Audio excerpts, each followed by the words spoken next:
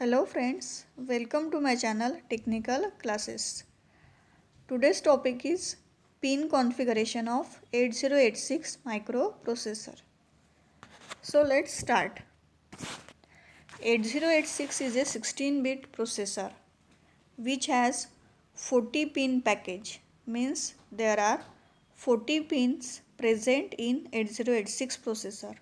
Okay, and that pin are operate in three type. Okay, so the first type is the pins which operate in both mode, minimum mode and the maximum mode. Second type is the pin which operate only in a maximum mode, and the third type is the pins which are operate in only in a minimum mode.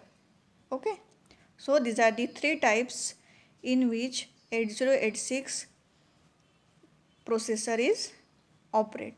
Okay, so the pin configuration is divided into three part: the pins which operate in both mode, minimum and maximum; the pins which operate in only in a maximum mode; the pins which are operate only in a minimum mode. Okay, so first, what do you mean by minimum mode and maximum mode? So as in the previous video, I told you that the 8086 processor operate in two mode, maximum and minimum. So what do you mean by minimum mode? In minimum mode, processor, there is a only single processor with memory and IO devices connected to the system bus.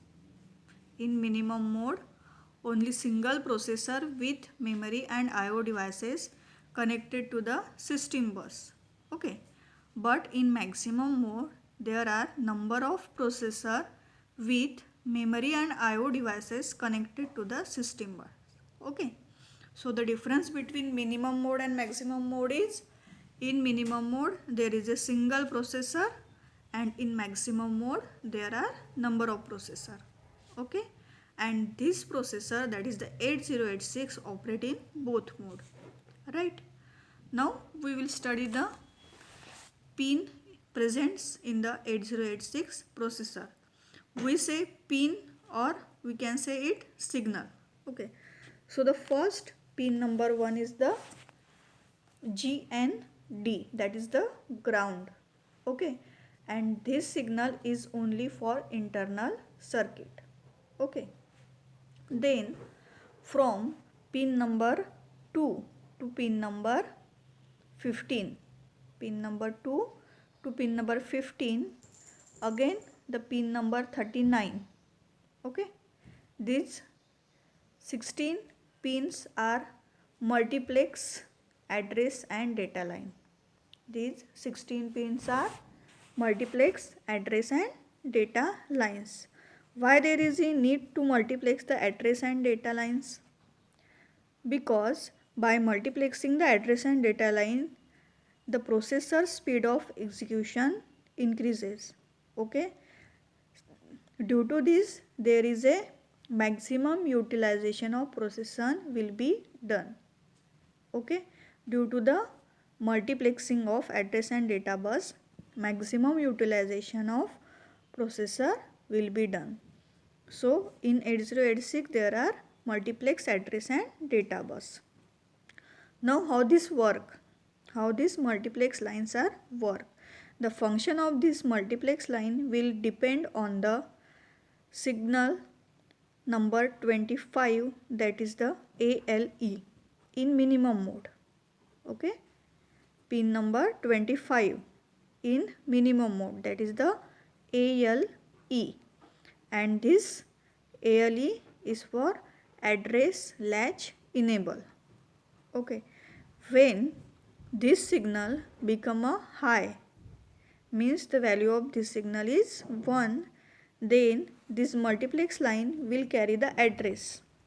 Okay, and when the value of this signal become a low or 0, at that time this multiplex line will carry the data.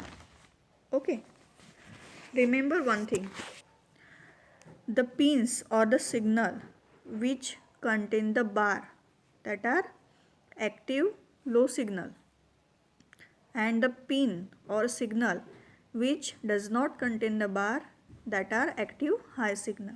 Okay. After that there is a pin number 17.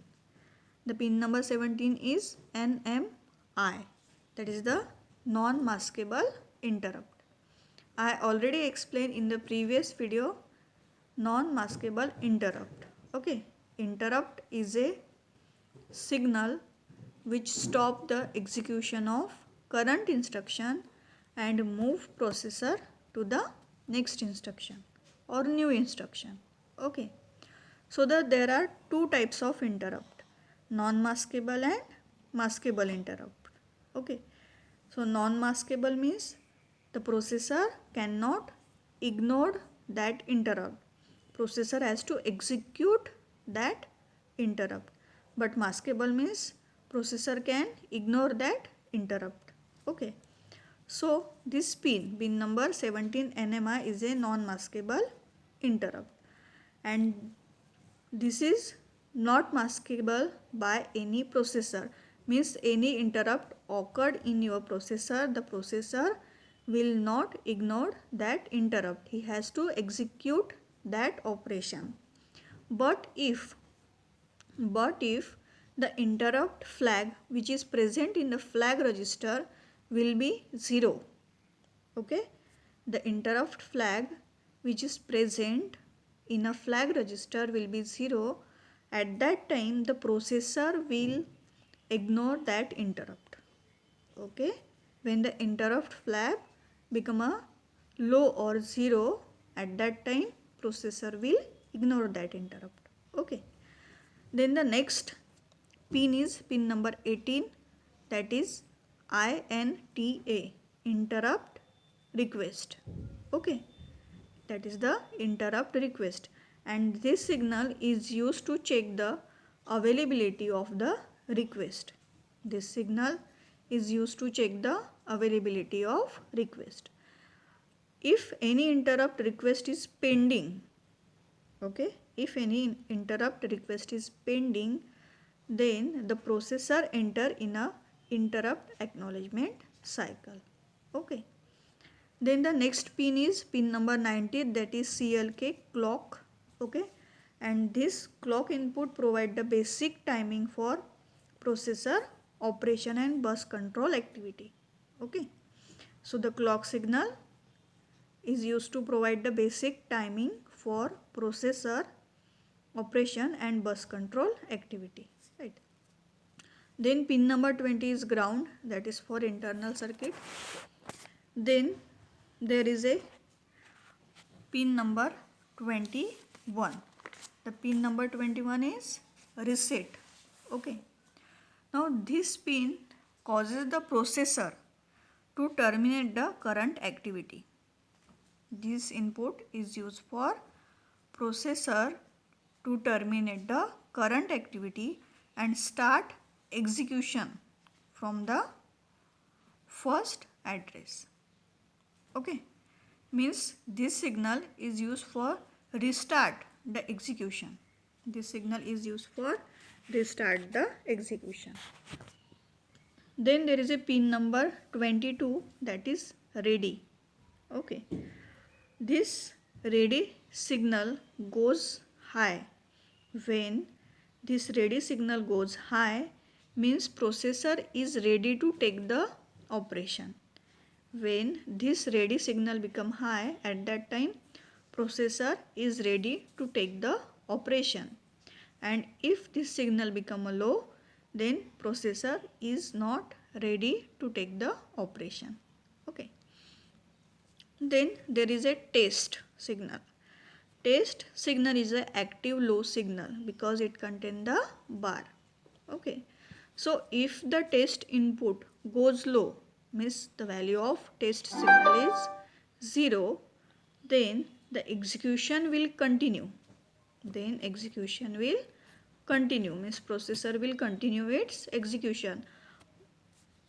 If its value become a high or 1, if the test signal value become a high or 1, then processor enter in a idle state.